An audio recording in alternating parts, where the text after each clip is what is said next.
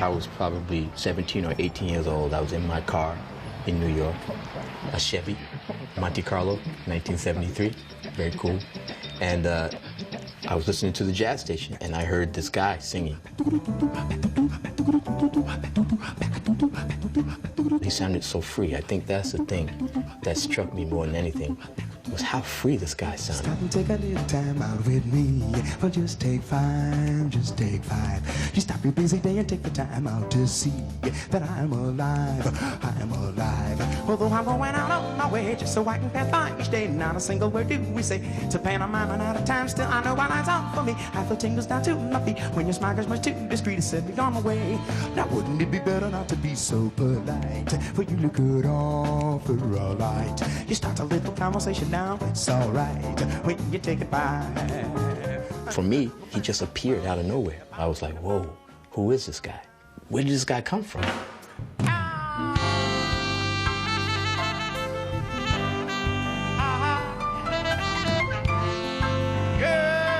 My name is Jarreau. I'm from Milwaukee. I sing jazz and I sing pop and I sing R&B, and sometimes I mix the things and they come out sounding like Jarreau from Milwaukee. On the day I was born, More Al, please. said my father, said he, I've an elegant legacy waiting for thee. There's a rhyme for your voice and a song for your heart. And sing it whenever Tim. the world falls apart.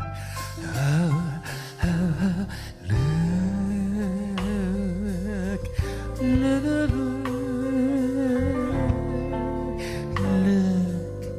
to the rain. The church was a very important part of my life. My father was a minister and my mother, and he met in Huntsville, Alabama at this wonderful school called Oakwood College that trains especially ministers and teachers and missionaries to go abroad in third world countries and bring the good news message of Jesus. And I spent a lot of time in church and sitting by my mother's side at the piano. She was the church pianist for as long as I ever knew her. That was her gig. Seventh-day Adventist worship on Saturday. And so my mom gigged every Saturday morning until 1 o'clock in the afternoon. And then very often she would have a matinee and would go back and play for afternoon services. But yeah, I sat there for years and sang in the church for years and took away this message that we are, first of all, more than flesh and blood. This is our earth suit to walk around in this, but there's something that is the director of, it's the minister, and it's the spiritual being who we are. And there's Elder Emile Jarreau, who brought up 6 children, and they got this message. This is me and my little brother going to church or to the store and imitating an older brother who was a really, really good singer. A foggy day in London town had me low, it had me down. I viewed the morning with alarm. The British Museum lost its charm. How long I wondered would this thing last, but the age miracles hadn't passed. For suddenly I saw you there, and through foggy London town. My older brother, I loved my older brother. I wanted to be like him.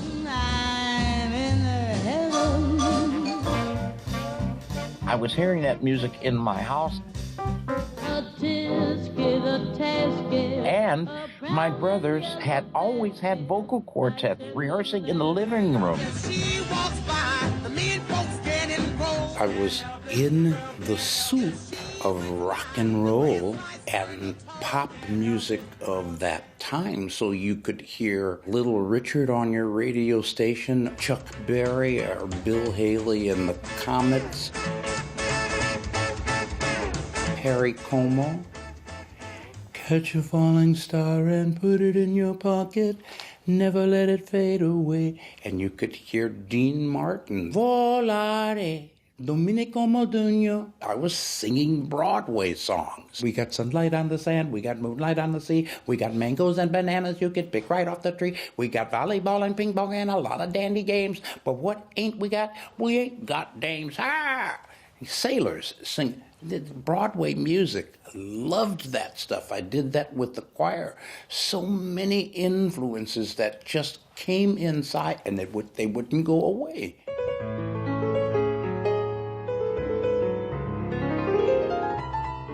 Les Zimber, brilliant Hungarian piano player, walked out of Hungary in the wintertime carrying a girl who was injured and wounded. It was the time of the Hungarian Revolution. They were resisting Moscow and came to Milwaukee and began to play piano in different places around Milwaukee. One time I walked in and I sang with Les Zimber, and then we played in other places around Milwaukee, and I really was getting my feet wet as a stand-up singer with a trio a la Tony Bennett style. Raindrops on roses and whiskers on kittens, bright copper kettles and warm woolen mittens, brown paper packages tied up with string.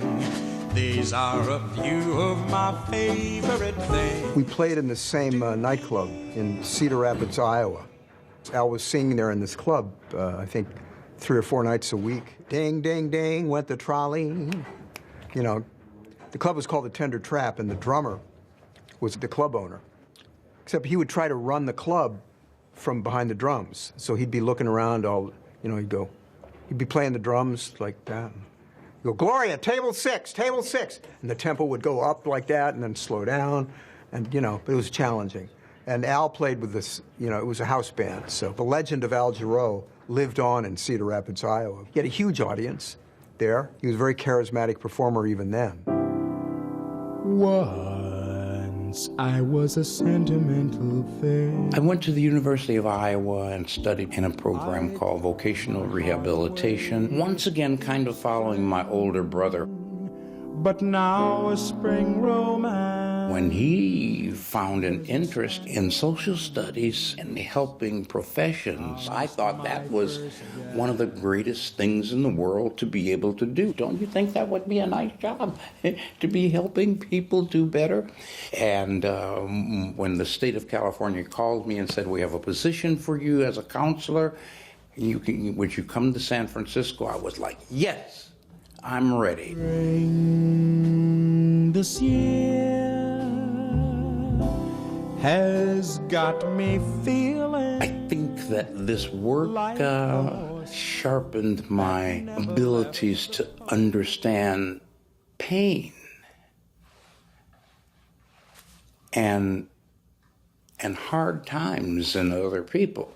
When you sit there across from a guy who's amputee, when you sit there across from someone who has cerebral palsy, when you sit there across from someone who just got back from rehabilitation because he was on drugs and he's still struggling with that.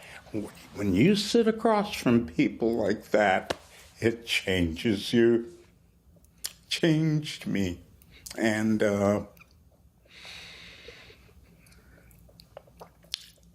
I hope it's in the music that I write. Yeah. And how I perform.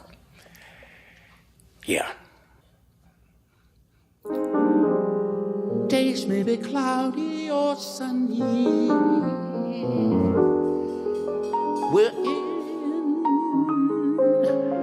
or we're out.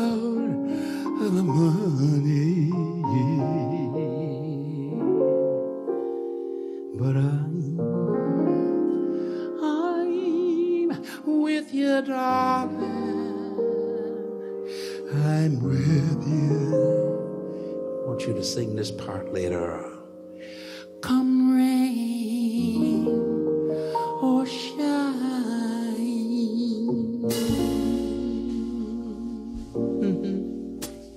I can see it. It's a sunny afternoon, and I'm with a friend.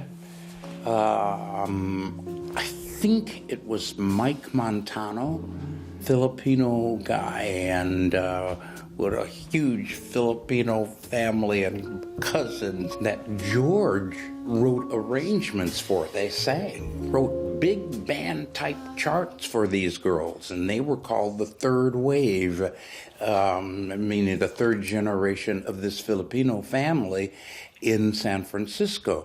And so Mike said, let's go to the Half Note. They have a wonderful jam session on Sunday afternoon, and it's a lot of fun, people just having fun. I walked in, and Mike said, sing with George. And I sang with George. It's almost like falling in love. You know, you don't pick who you fall in love with, really, in many ways. And it's a spiritual thing. It's like it just happens. The chemistry was there from the very beginning. I started playing, he started singing, and it was like, oh, okay. It was like, okay, we're home. That's deep. We both had prayed this prayer, you know, that we could find something in music to do and find an audience for what we do and have a career doing music. There was this cultural revolution going on, and it was the young kids over at Berkeley and the young kids in the Haight-Ashbury. They were talking about no more war. It was a wonderful time in San Francisco. It was the hotbed of the new music. Jefferson Airplane, Janis Joplin, Sly and the Family Stone, Grateful Dead. All of those people were in San Francisco, and that was the music of the country and of the era at the time. That new rock and roll that just took over everything. But in the middle of all of that sat the Half Note. We were a small club in the middle of a musical renaissance in the San Francisco Bay Area. We just thought, look, let's just take the American Songbook. That's what we did, you know, but we rearranged it, you know, because he was really, at that time, into Miles Davis. And Miles used to take these show tunes from, you know, My Fair Lady or from Pajama Game or whatever these musicals were on Broadway, and he would take them and reconstruct them and make a jazz thing out of them, make a hit. So that's what we try to do, is take our little niche there and do something really kind of special with it. Not just the normal routine of singing a standard, but we try to bring something else to it. You know the days may be cloudy or sunny. We're in or we're out of the money. But I'm with you, darling. I'm with you, rain or shine. I talked to Al and said, man, you know, I got some tapes that we made back in the day when we were going to send some material out to record labels and were summarily dismissed by everybody. So Al came over to the house and he says, George, play it for me. So I played it for him and he started crying. Just so wonderful and perfect that George and I continue to be friends, and he continues to make a mark in my heart, in my mind, and in the music that I do. And it began, how many years ago was that? 1965.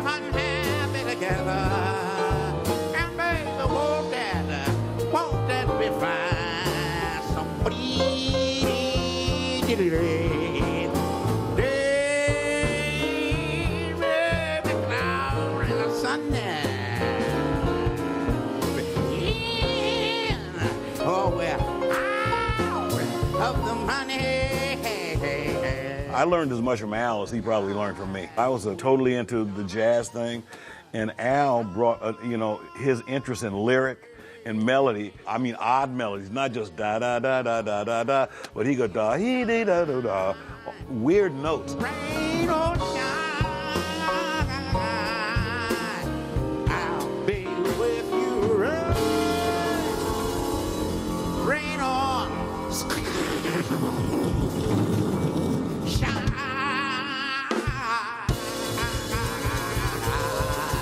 Sing on.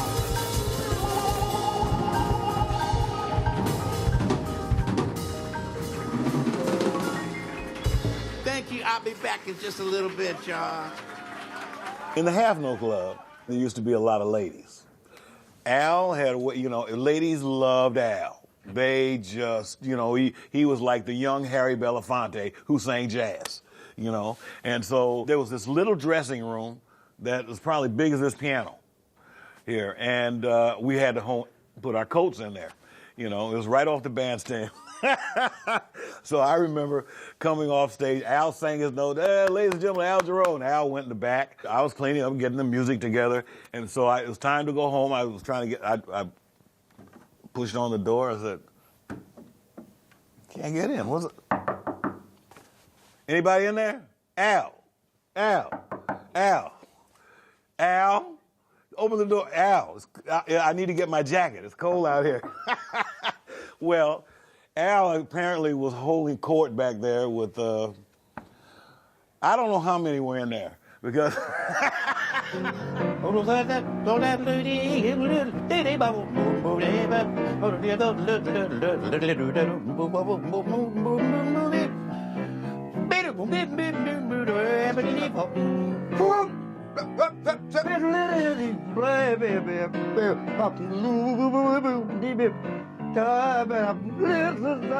This guy, when I first met him, he came to see me 6 nights straight, and he sat right in front. And so I'm gonna find out who this guy is, because he looks like me, and he looks like Harry Belafonte. And so I got to find out. Well, he asked me a question. He says, "How do you scat?" Now, I never been asked that question in my whole life. I never asked it before either. So I said to him, well, the melody, scat the chords.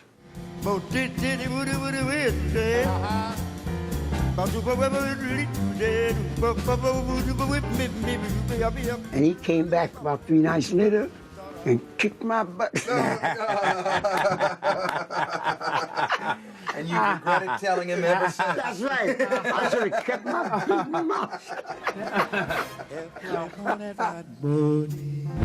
It's all causes of all the trouble I've seen. Life is a losing game to me. Cats and roses got pneumonia. The melody is there. That's it. You can learn that. Lord, I spent many days and nights alone with my grief. Lord, I pray. But the chords are what the melody is pasted onto.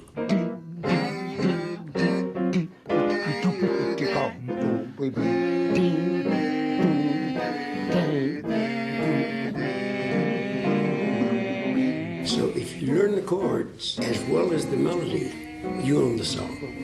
And you got a solo in your hands. A tenor or a trumpet solo, whatever kind of sound you want to make.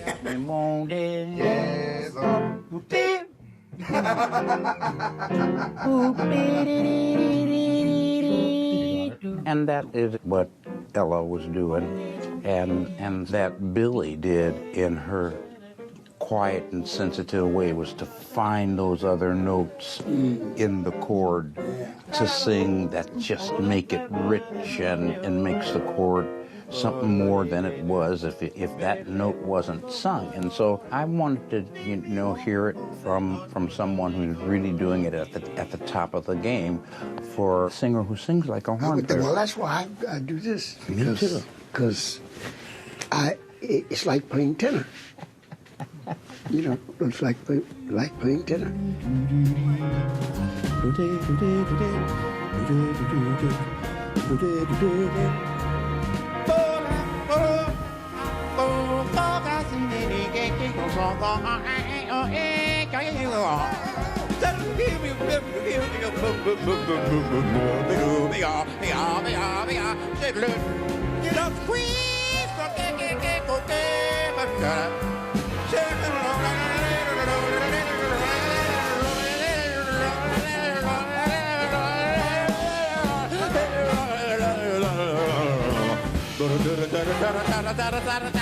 Every morning, Saturday morning.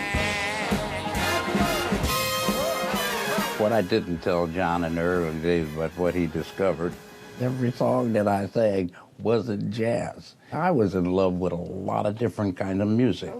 I grew up next door to a polka tavern. I can sing more polkas than Frankie Yakovich. Dance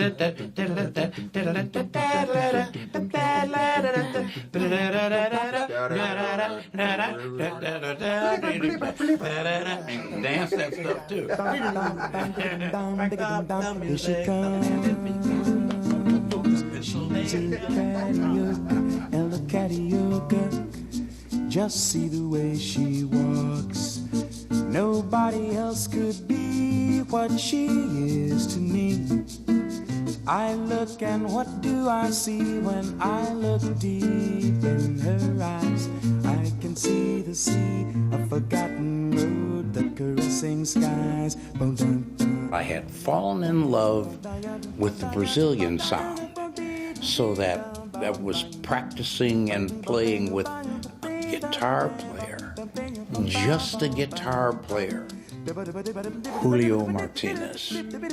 We still meet and talk. He and I were doing music, some jazzy things, and lots of Brazilian music, and lots of pop music that we could convert to that feel.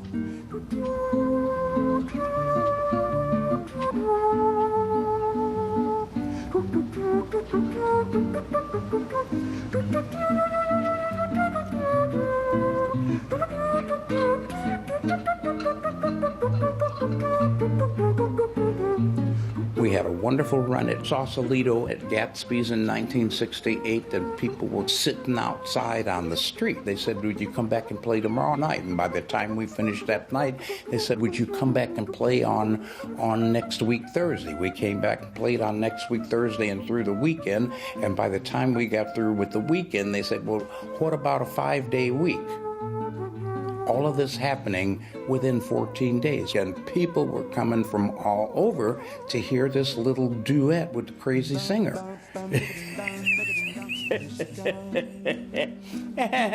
Crazy singer.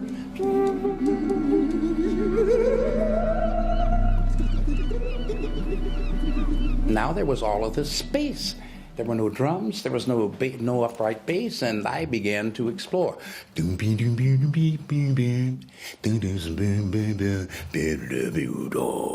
I would do that on stage, and I would...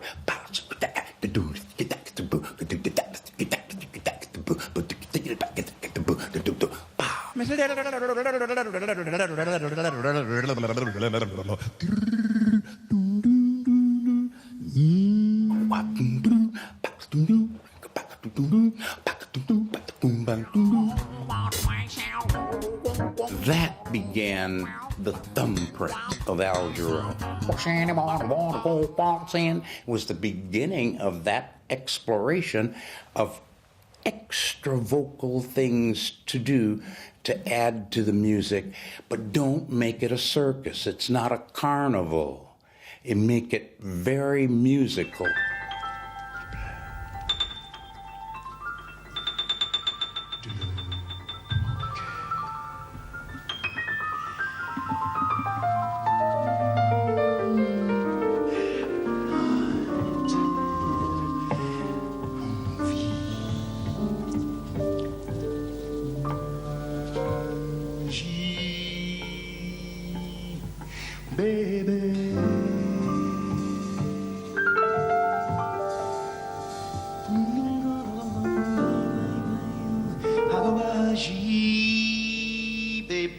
people notice when he's imitating a horn or a bass, but he's also singing like water, like rain, or singing like a piece of wood or a plate crashing on the floor.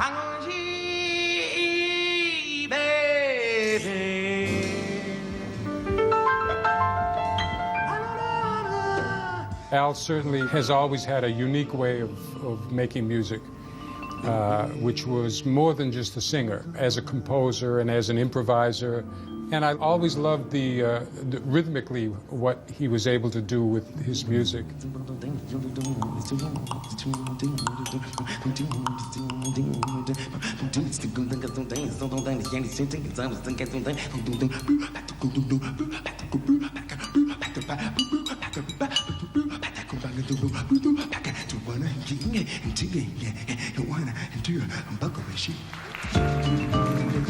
I've learned a lot of things from Al about the flexibility of the voice, the color palette of the voice, the emotional content of the voice, the immediacy of the voice, the spirituality of the voice, the soulfulness of the voice, you know, all those things.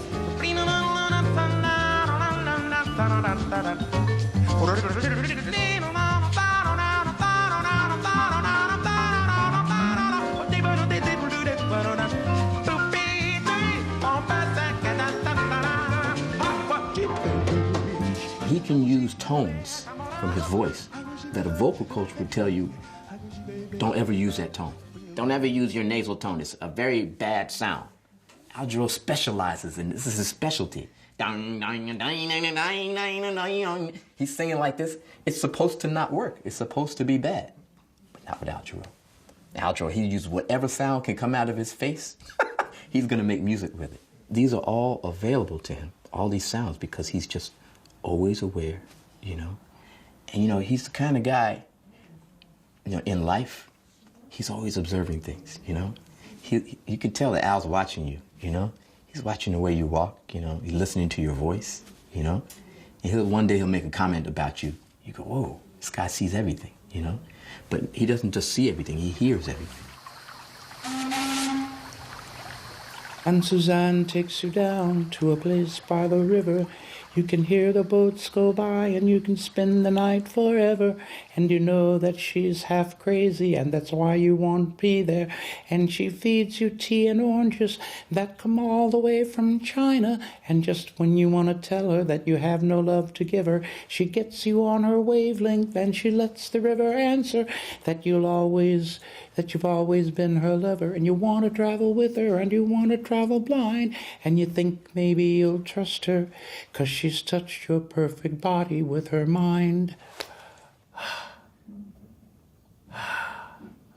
That changes you when you hear music like that. Sensitive heart music, poetry, thought, like poesy. Like the French, studied feelings and sensitivities, and write about it and think about it and write more about it. I don't read poetry day and night, but man, when it's in a song, it just speaks volumes to me. And yes, I had just written We Got By with Julio. I can see me now in his apartment upstairs on the second floor, wonderful, bright, sunny room, and me saying to Julio, it should have a Bach rock-ish kind of feel. It should have a Burt Bach rock-ish. What the world needs now is love, sweet love. Hardly had a belly full. Never knew a new bicycle, hand-me-down books and shoes, but we got by.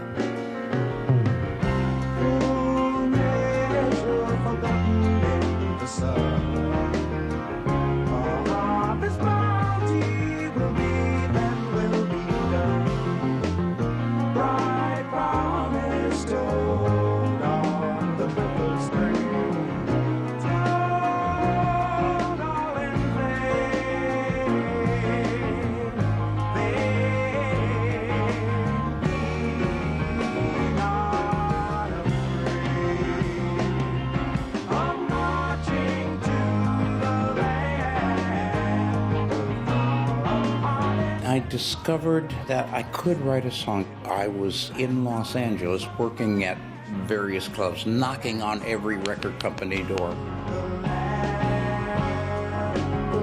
That was a very important period for me.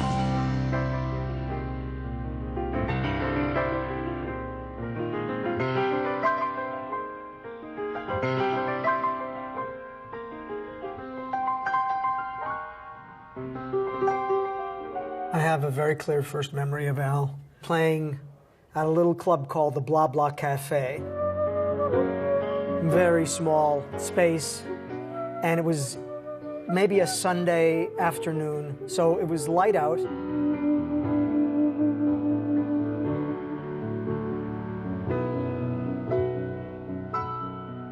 It was Al and Rich Dworsky playing piano. They called him Junior. By snowy fields and lanes she keeps the waiting.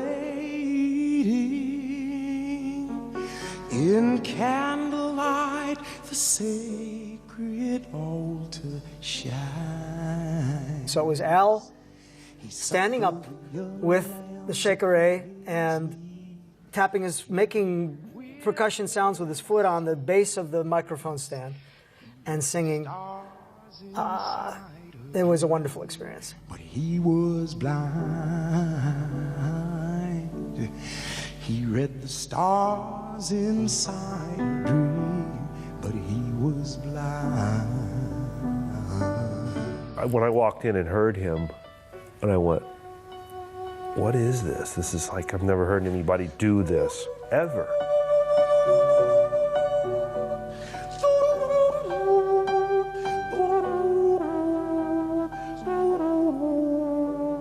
It completely blew my mind.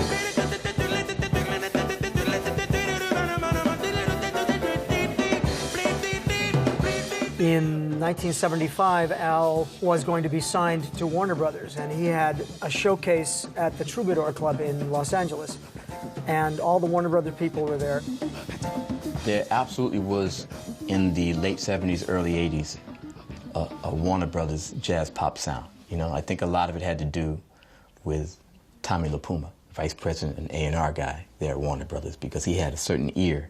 And so you had artists like David Sanborn and Al Jarreau.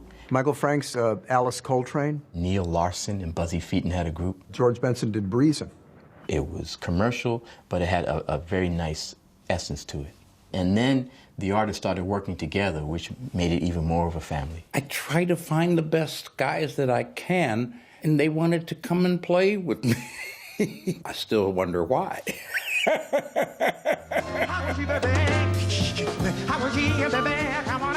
Abe Laboriel, brilliant. My first band, Tom Canning and Joe Carrero. Joe is heart and core of the Al Jarreau early sound that put me on the map when I played at Élysée Matignon. Those first days, I had Joe Carrero on drums. When I went around the corner and played at Salle Pleyel, opening for Manhattan Transfer, Joe Carrero on drums. Voici Al Jarreau. Parmi les plus belles oiseaux du bon Dieu, celui-là compte. I love them shiny stockings most of all. Every man on eyeballs if he can. Al was really big in Europe, Germany and France particularly. He was really a jazz, almost avant-garde artist at this point. Very experimental. I know that Spain itself lasted, I have a version that's over 20 minutes. I see moments of history. Your eyes meet mine, and they dance to the melody. And we live again as if dreaming. The sound of our hearts beating like castanets, and forever we'll know their meaning. Hold it. I can't recall my desire. Remember me this song. And I get a picture of all I yesterday. Yesterday, I can say I get a kick every time I sing. That was the year that I did this time, the Spain record. I actually began producing that album. Like this. Warner Brothers felt that to work with somebody like Al, that was, you know, a little further along than me at that point, that they needed a known producer, a strong producer that had a point of view and wasn't just like a musical comrade. Alonzo declared that he must reach to heaven forever. Alonzo declared that he must... And I met Jay Graydon, and the most important thing that Jay did, besides getting some of the best work out of me as a singer in the studio, technically and all, is he said, Al,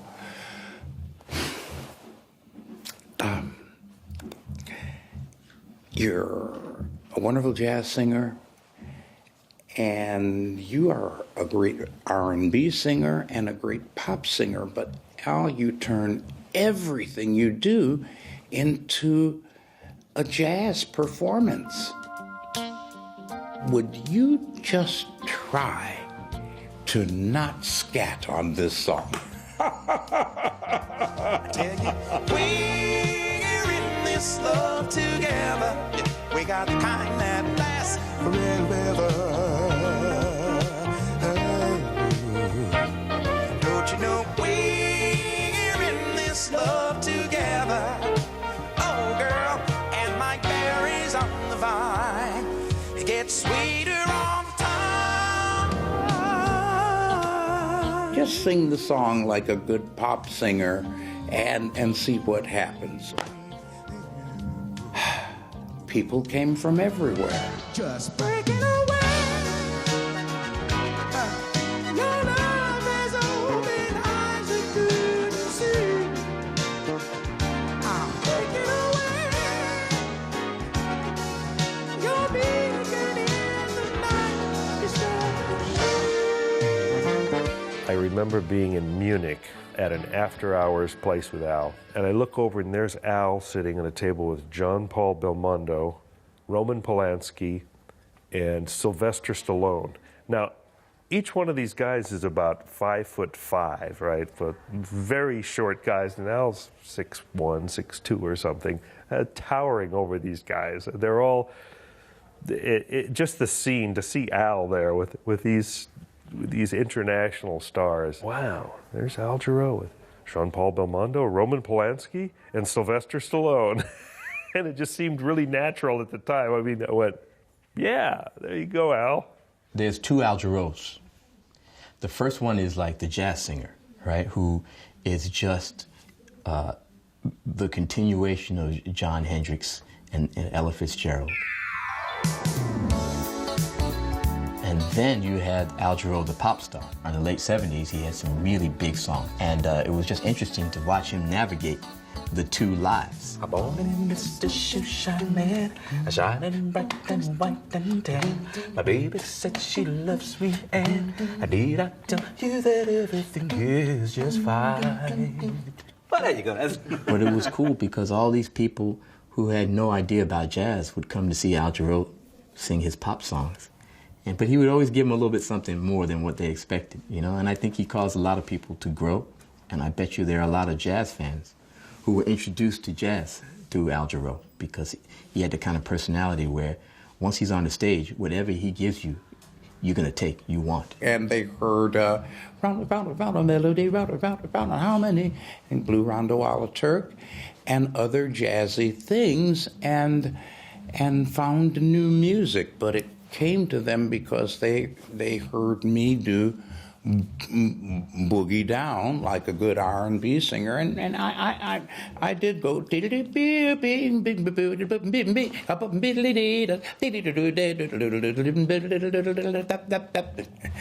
do that, but they allowed me to do that in boogie down and kept dancing.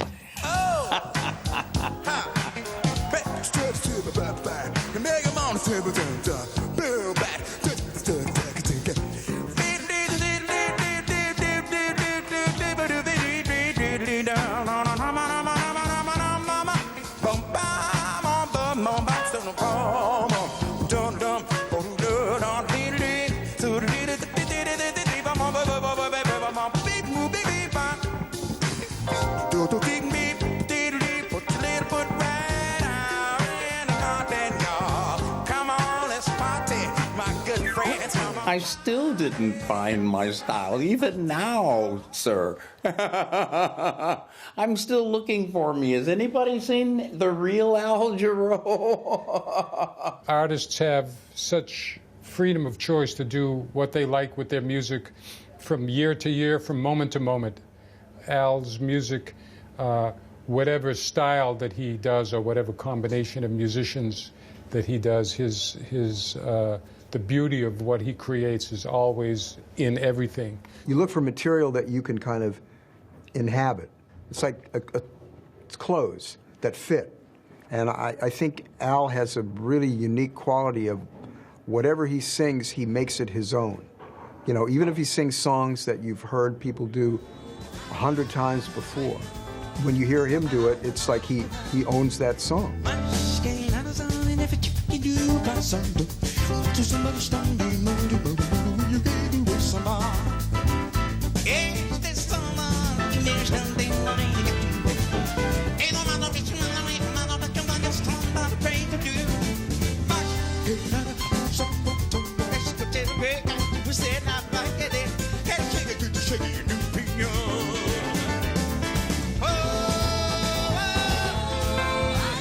We were doing a show in the 90s in Brazil, and I put together this really interesting group of serious musicians, and I told the guys, oh yeah, Al Jarreau's going to perform with us. And they went, are you kidding me?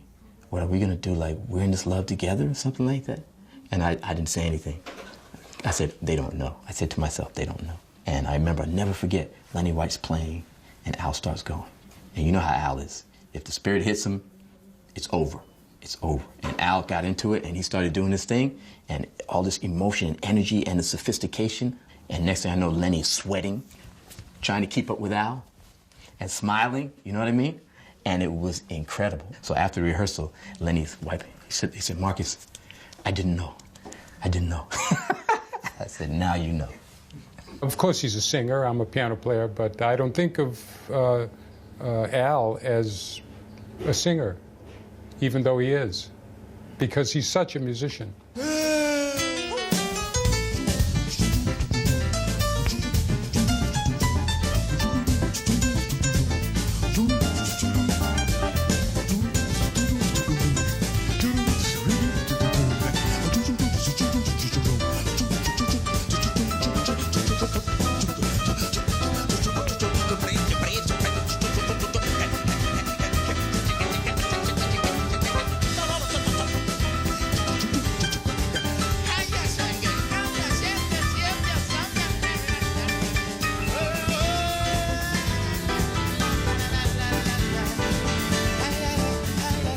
I knew I could always count on him to do something that would raise the stakes, that would just kind of make everybody get on their, what they call their A game.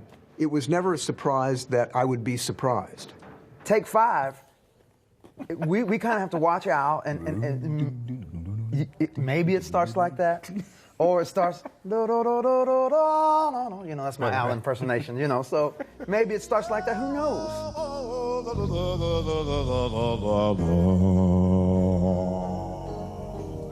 So when the tune that right before Take 5, you know, we're kind of just listening and waiting.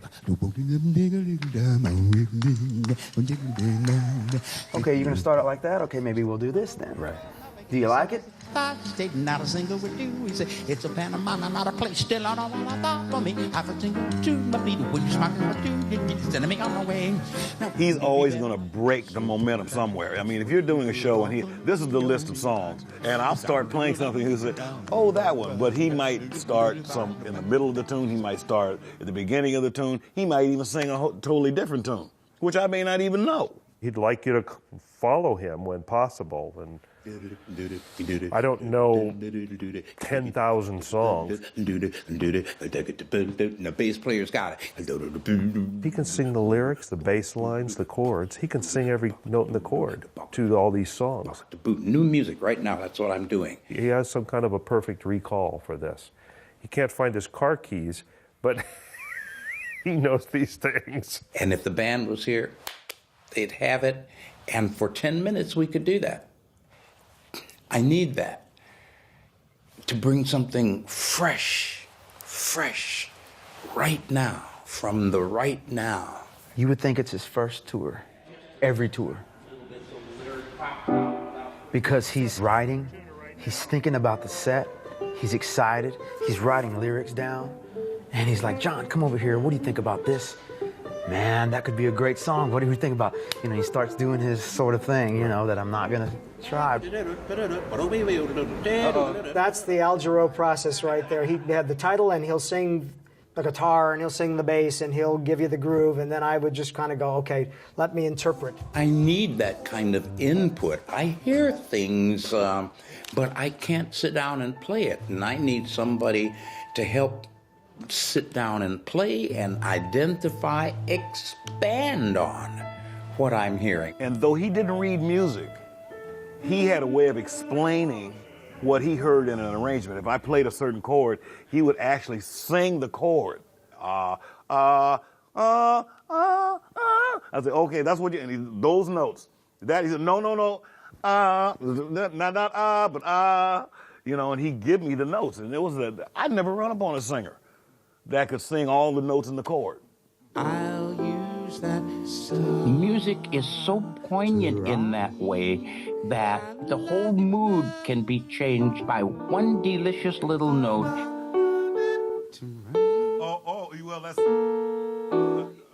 beautiful. You should do it.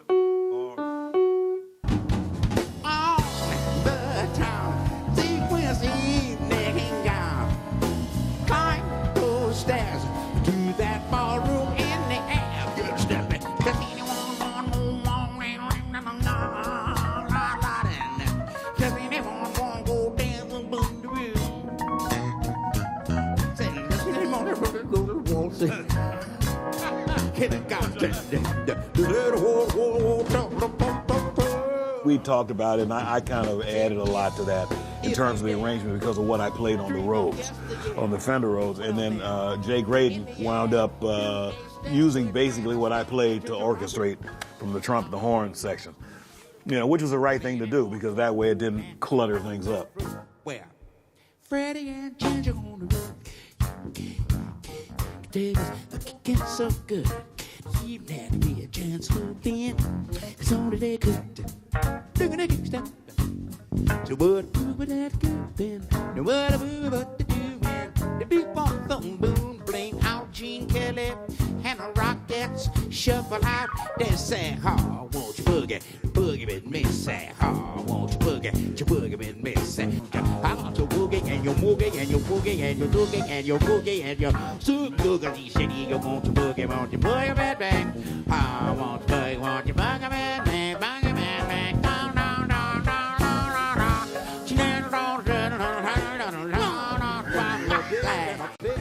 Al Jarreau, Joe Sample, and I were spending a lot of time together writing music. I said, Al, listen to this, you know? And it was very late at night. Everything with Al Jarreau happens very late at night because I don't think he was waking up until 4 o'clock in the afternoon. You know, so around 2 a.m. was like prime time for Al Jarreau, right? And I'm playing these chords, and he's going, and he's in this space, you know? He's listening to these chords, they're very dreamy, and he starts writing. When we were talking about lyrics, and you said, Al, they just fall out of my sleeve. Yeah, they do. They fall out of my sleeve. Not me. I'm up all night for days and weeks writing lyrics. God, I kept saying, John says it falls out of his sleeves. Okay. John says it falls out of his sleeves. I'm still looking up my sleeve. Yeah, I'm one of those guys who I'm trying hard, but I'm never certain that it's right and that it's really good. I never stop looking and stop trying to be better. I never stop. He's like, I'm just doing what I do. I'm not a genius. But it's up to us to tell him, Al, you're a bad dude. I've had some great players who say, Al, don't worry, it's okay. You don't have to do Michael Jackson steps, you know. Just sing the song, Al. Beautiful song from a hole in a heart. Burning it up, burning it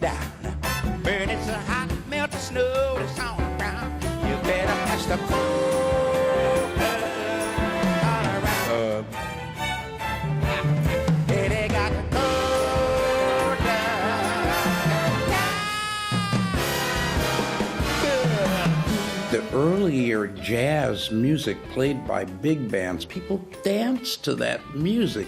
Then we got real intellectual about it and complex.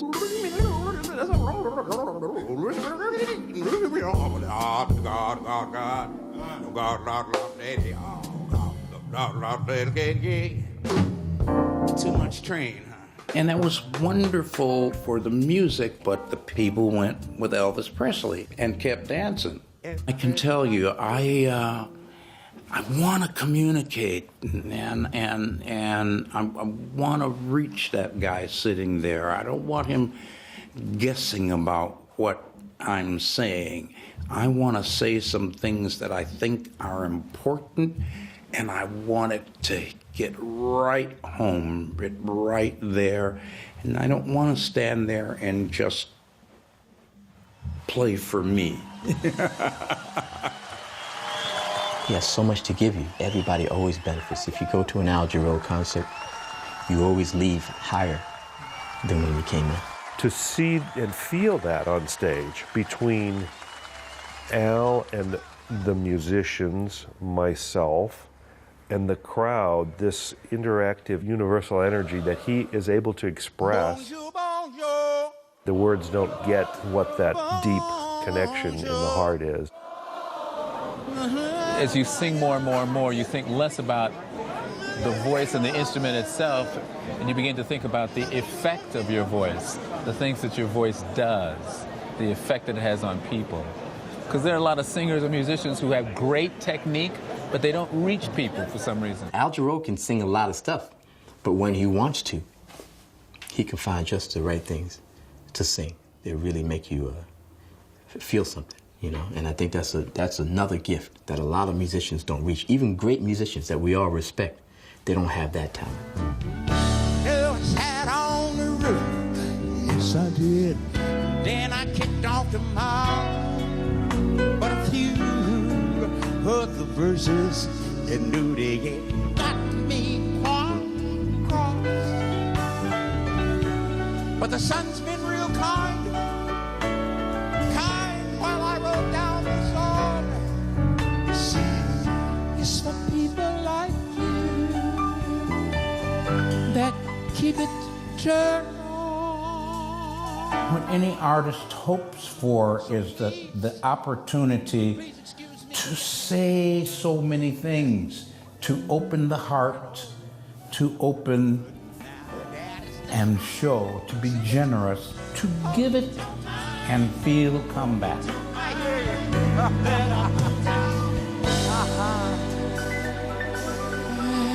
How wonderful life is while in the world.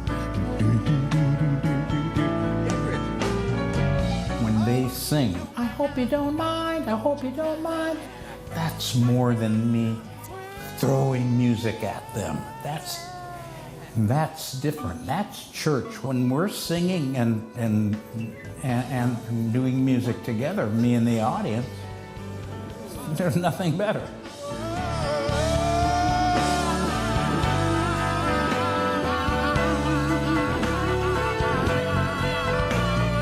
It was always inspiring to see Al with his genuine warmth and love for an audience. This is something very special, and I saw how beautiful it is, and I try to incorporate it in my life. It's a big inspiration. A lot of musicians, before the concert, they become somebody else. They sit there, you know, I'm getting ready to perform, you know? Al Jarreau wasn't like that. He said, hey man, how you doing? La, la, la, la, la. He's practicing warming up his voice, but it's just regular life. And then he took the life onto the stage, right? And that's what I do now. I try to bring my life right onto the stage, like Al Jarreau.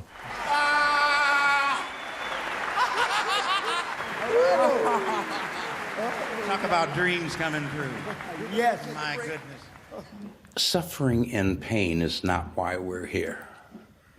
It's part of living, but find some joy, find some happiness, find something that you love doing and do it for free. something that you get up early in the morning thinking about and doing and go to sleep late at night thinking about it. I wish that on everybody in the world, to find that we've become cogs in the machine and we haven't had a chance to really find out who we are and find the things that we deserve. I will follow you, or you can follow me, or we will follow each other. We will follow the rainbow till we find out. Follow me.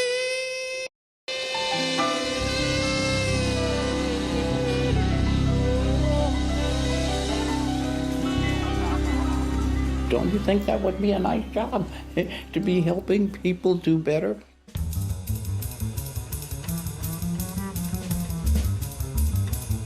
Blue skies smiling at me, nothing but blue skies do I see. In the morning there's bluebirds singing a song, nothing but bluebirds from now on. I never saw the sun shining so bright, never saw things going so right. Noticing the days hurrying by when you're in love, my how they fly.